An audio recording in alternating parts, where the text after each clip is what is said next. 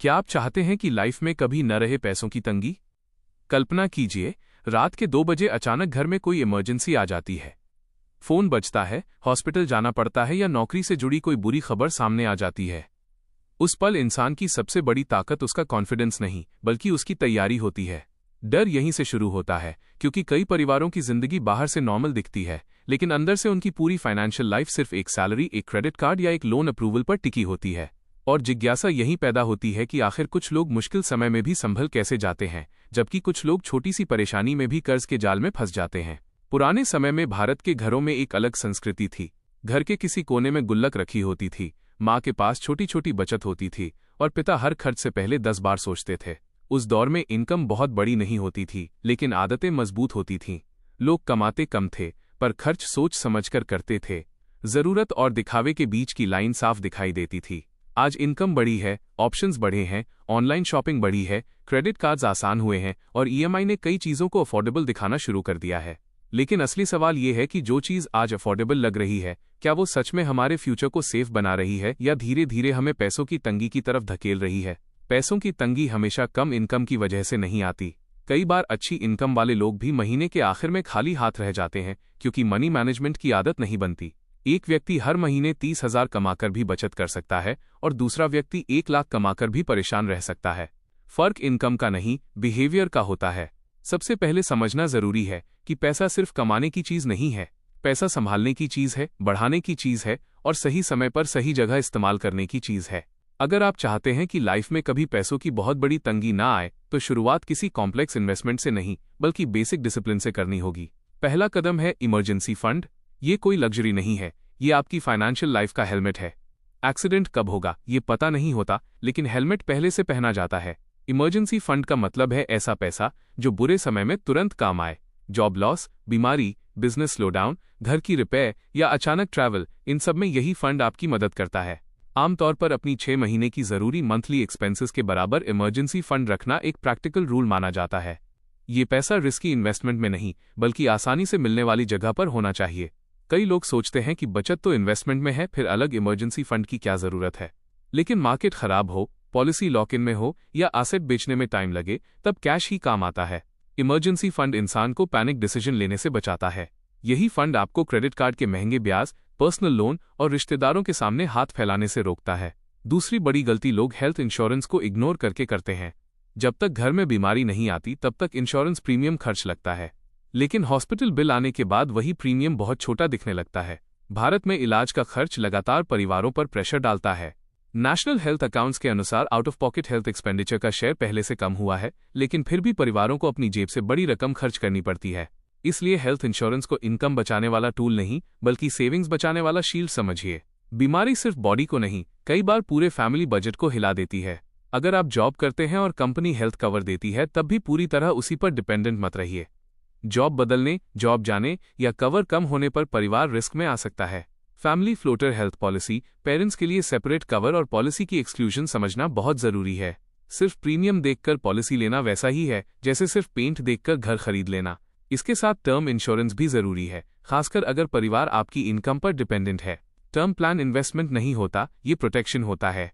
कई लोग life insurance के नाम पर ऐसी पॉलिसीज ले लेते हैं जिनमें कवर कम और रिटर्न भी बहुत सामान्य होता है।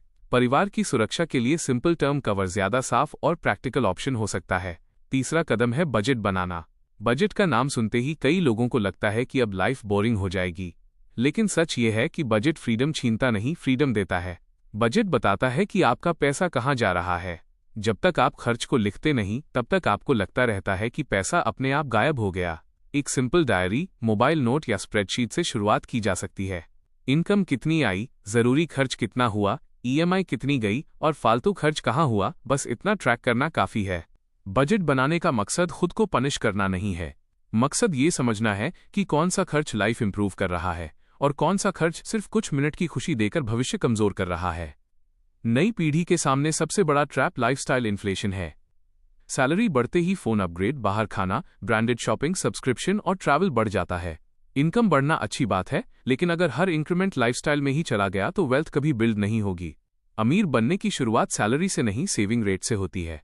चौथा कदम है पहले बचत फिर खर्च। ज्यादातर लोग महीने के एंड में जो बचता है उसे सेव करते हैं, लेकिन स्मार्ट लोग महीने की शुरुआत में सेविंग अलग कर देते हैं। जैसे ही सैलरी आए एक तय अमाउंट ऑटोमेटिकली अलग अकाउंट या इन्वेस्टमेंट में चला जाना चाहिए। जो पैसा आंखों के सामने नहीं होगा उसके खर्च होने की संभावना कम होगी। ये छोटी सी हैबिट बहुत पावरफुल है। शुरुआत 5% से हो सकती है, फिर 10%, फिर धीरे धीरे ज्यादा। बात अमाउंट की नहीं, कंसिस्टेंसी की है। 5वां कदम है डेट को समझना। हर लोन खराब नहीं होता, लेकिन हर ईएमआई कंफर्ट भी नहीं देती। होम लोन एसेट बनाने में मदद कर सकता है, पर अननेसेसरी पर्सनल लोन बोझ बन सकता है।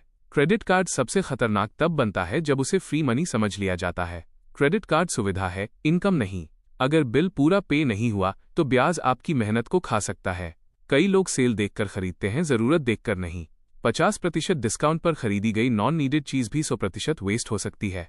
फाइनेंशियल डिसिप्लिन का मतलब ये नहीं कि खुशी छोड़ दी जाए, इसका मतलब है कि खुशी के लिए फ्यूचर को गिरवी न रखा जाए। छठा कदम है फाइनेंशियल गोल्स तय करना। बिना गोल के इन्वेस्टमेंट करना वैसा है जैसे ट्रेन में बैठ जाना लेकिन डेस्टिनेशन न पता होना। बच्चों की पढ़ाई, घर खरीदना, बेटी की शादी, बिजनेस शुरू करना, पेरेंट्स की केयर और रिटायरमेंट, ये सभी गोल्स अलग अलग टाइम और अलग अलग प्लानिंग मांगते हैं। शॉर्ट टर्म गोल के लिए पैसा सेफ जगह चाहिए, लॉन्ग टर्म गोल के लिए ग्रोथ की जरूरत होती है। इसलिए हर गोल के साथ टाइम होराइजन समझना जरूरी है। अगर बच्चे की एजुकेशन 3 साल बाद है तो उस पैसे को बहुत रिस्की जगह नहीं रखना चाहिए, लेकिन रिटायरमेंट 25 साल दूर है तो ग्रोथ एसेट्स की रोल बढ़ सकती है। 7वां कदम है इन्वेस्टिंग शुरू करना। सिर्फ सेविंग से फाइनेंशियल फ्रीडम नहीं आती, क्योंकि इन्फ्लेशन धीरे धीरे पैसे की वैल्यू कम करता रहता है। आज जो खर्च 50,000 में हो रहा है वो फ्यूचर में ज्यादा हो सकता है। इसलिए पैसा सिर्फ बचाना नहीं, उसे सही तरीके से ग्रो करना भी जरूरी है। Mutual funds, PPF, EPF, NPS, fixed deposits, gold और अन्य विकल्पों की अपनी अपनी जगह है। कोई भी प्रोडक्ट हर व्यक्ति के लिए परफेक्ट नहीं होता। इन्वेस्टमेंट आपकी age, income, risk capacity, goals और नॉलेज के हिसाब से होना चाहिए। किसी दोस्त, इन्फ्लुएंसर या वायरल वीडियो देखकर पैसा लगाना डेंजरस हो सकता है। अगर नॉलेज कम है तो सिंपल प्रोडक्ट से शुरू करना बेहतर है। धीरे धीरे सीखिए, समझिए और फिर डिसीजन लीजिए। 8वां कदम है रिटायरमेंट प्लानिंग। बहुत लोग रिटायरमेंट को ओल्ड एज की प्रॉब्लम समझते हैं, जबकि रिटायरमेंट प्लानिंग यूथ की रिस्पॉन्सिबिलिटी है। पहली जॉब से ही रिटायरमेंट फंड बनाना शुरू कर दें तो कंपाउंडिंग आपके लिए साइलेंटली काम करती रहती है। समय जितना लंबा होगा पैसे को बढ़ने का उतना मौका मिलेगा। रिटायरमेंट का मतलब सिर्फ जॉब छोड़ना नहीं है, इसका मतलब है कि उस उम्र में भी डिग्निटी बनी रहे जब एक्टिव इनकम कम या बंद हो जाए।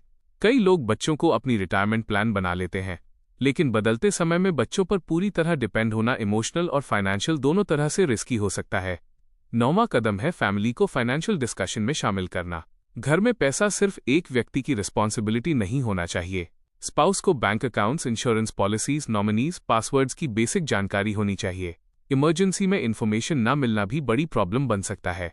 पेरेंट्स को ये पता होना चाहिए कि हेल्थ कार्ड कहाँ है, कौन सा हॉस्पिटल नेटवर्क में है और जरूरत पड़ने पर किसे कॉल करना है।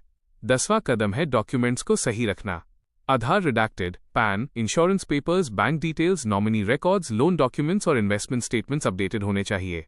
कई बार परिवार के पास पैसा होता है लेकिन डॉक्यूमेंट्स क्लियर नहीं होते। ऐसे में क्लेम, ट्रांसफर या विड्रॉल में अननेसेसरी डिले हो जाता है। नॉमिनी जोड़ना छोटी चीज लगती है, लेकिन ये परिवार को बड़े कंफ्यूजन से बचा सकती है। पैसे से ज्यादा इंपॉर्टेंट है कि सही समय पर सही व्यक्ति को एक्सेस मिल सके। 11वां कदम है स्किल्स पर इन्वेस्टमेंट। पैसा सिर्फ बचत से नहीं बढ़ता, अर्निंग कैपेसिटी से भी बढ़ता है। अगर आप नौकरी में हैं तो नई स्किल्स सीखिए। अगर बिजनेस करते हैं तो मार्केटिंग, डिजिटल टूल्स, अकाउंटिंग और कस्टमर बिहेवियर समझिए। आज दुनिया तेजी से बदल रही है। जो व्यक्ति सीखना बंद करता है उसकी इनकम ग्रोथ भी धीरे धीरे रुकने लगती है। 12वां कदम है दिखावे से दूरी। सोसाइटी में कई लोग वेल्थ से ज्यादा वेल्थ का इंप्रेशन बनाने में पैसा खर्च कर देते हैं। महंगा फोन, बड़ी पार्टी, ब्रांडेड कपड़े और सोशल मीडिया लाइफस्टाइल देखकर लोग कंपेयर करने लगते हैं। यही कंपैरिजन कई बार अननेसेसरी डेट की शुरुआत बनता है। याद रखिए, जो व्यक्ति सच में फाइनेंशियली स्ट्रांग होता है उसे हर समय प्रूव करने की जरूरत नहीं होती। असली सिक्योरिटी साइलेंट होती है। 13वां कदम है गलत फाइनेंशियल एडवाइस से बचना। जल्दी पैसा डबल करने वाली स्कीम्स, गारंटीड हाई रिटर्न वाले प्रॉमिसेस और बिना रिस्क बताए इन्वेस्टमेंट बेचने वाले लोग हमेशा मिलेंगे। अगर कोई इन्वेस्टमेंट बहुत ज्यादा रिटर्न और जीरो रिस्क का दावा करती है तो वहीं रुककर सवाल पूछिए। फाइनेंस में फ्री लंच जैसा कुछ नहीं होता। 14वां कदम है बच्चों को मनी हैबिट सिखाना। अगर बच्चे सिर्फ खर्च देखेंगे तो खर्च सीखेंगे। अगर वे सेविंग और प्लानिंग देखेंगे तो वही सीखेंगे। घर में छोटी गुल्लक, पॉकेट मनी का हिसाब और जरूरत बनाम चाहत की बात बच्चों को प्रैक्टिकल एजुकेशन देती है। स्कूल में हर चीज नहीं सिखाई जाती। फाइनेंशियल बिहेवियर घर से शुरू होता है और वही आगे चलकर बच्चे की लाइफ को मजबूत बनाता है। 15वां कदम है इनकम के साथ पीस भी बचाना। पैसे की प्लानिंग सिर्फ बैंक बैलेंस के लिए नहीं, मेंटल पीस के लिए भी जरूरी है।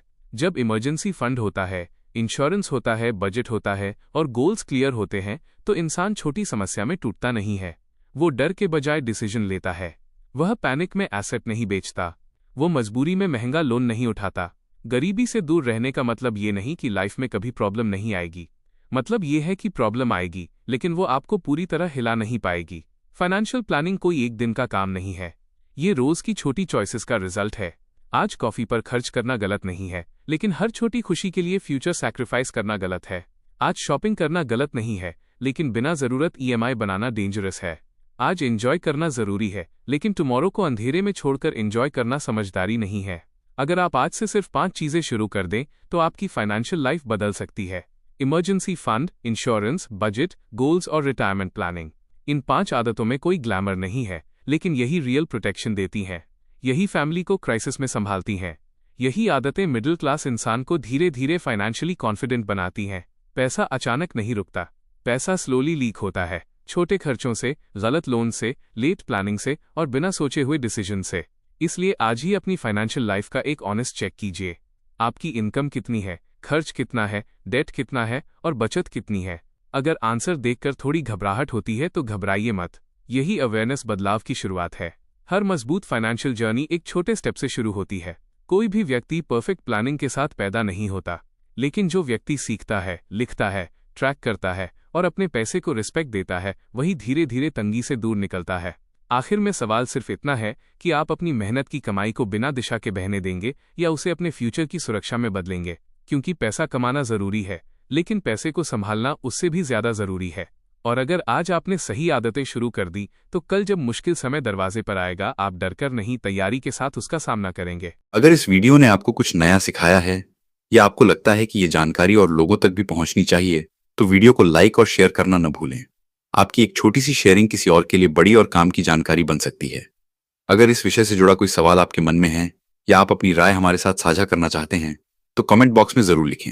हम आपके हर सवाल और सुझाव को पढ़ते हैं, क्योंकि आपकी राय ही हमें बेहतर कंटेंट बनाने की प्रेरणा देती है।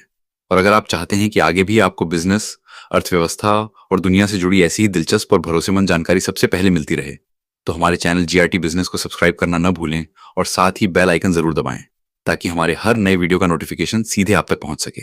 जीआरटी बिजनेस पर हम हमेशा कोशिश करते हैं कि आपको सटीक, संतुलित और विश्वसनीय जानकारी उपलब्ध कराएं। हमारी खबरें और विश्लेषण विभिन्न समाचार एजेंसियों, सार्वजनिक स्रोतों और जनमत से प्राप्त जानकारी के आधार पर तैयार किए जाते हैं। हम हर तथ्य को यथासंभव जांचने और सत्यापित करने का प्रयास करते हैं। फिर भी किसी भी संभावित त्रुटि या विवाद की स्थिति में इसकी जिम्मेदारी संबंधित स्रोतों की होती है। हमारा उद्देश्य केवल इतना है कि आप तक जानकारी का सही और भरोसेमंद दृष्टिकोण पहुंचे, ताकि आप किसी भी विषय को बेहतर ढंग से समझ सकें।